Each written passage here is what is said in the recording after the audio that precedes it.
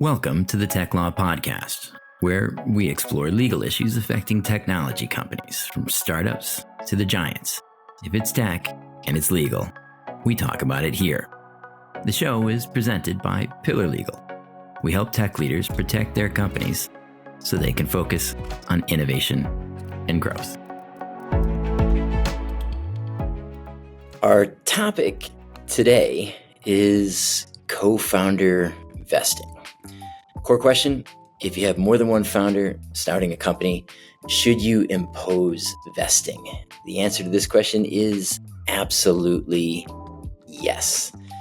Why is that? The big risk is that if one founder leaves early, if that happens and you don't impose founder vesting, then you have what we call a zombie founder. So that'll be somebody who has all their stock fully vested. They walk out the door. They don't contribute to the company anymore, but they still have all their stock. That can be a big problem for the company. What problems does it cause? Well, one, it's a red flag for investors because there's a lot of stock outstanding there that's not really coming with any value to the company. In addition, all the other founders, the ones who are doing the real work, get diluted. So what we normally do, what we recommend for all co-founder situations, is to impose vesting right at the time that you set up the company. Standard vesting is 4 years with a 1-year cliff, meaning that after the first year at the company, 25% of the stock is vested. And then after that, we normally go with monthly vesting so that at the end of 4 years of contribution, all of that stock is fully vested.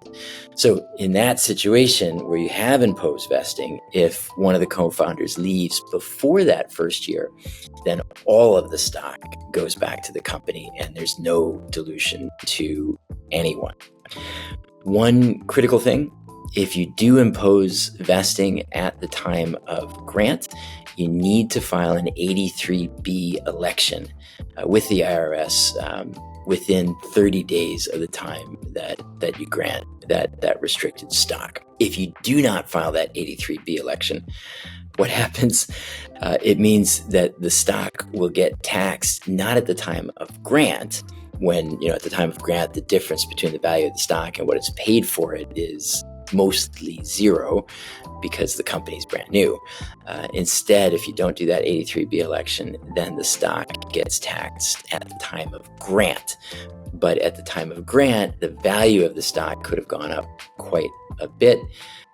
And thus you might have a big tax bill on stock that you can't actually sell or that there's no market for. And so that would result in paying taxes on essentially an unrealized gain, which you don't want to do. So pro tip, 83B election, that's what you need to do.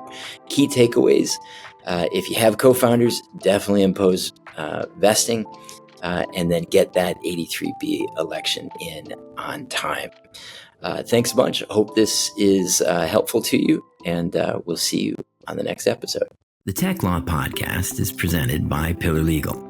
For more information about tech, startup, and video game law, visit our website.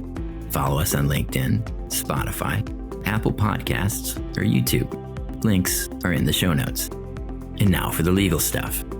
We are lawyers, after all. This podcast is for educational purposes only.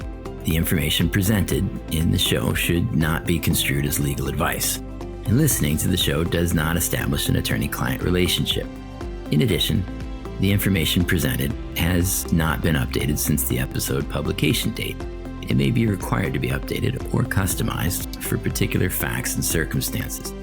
Any views expressed by guests are not necessarily the views of Pillar Legal. If you need help with any legal matter, be sure to consult an attorney. And if you don't have one, consider contacting us.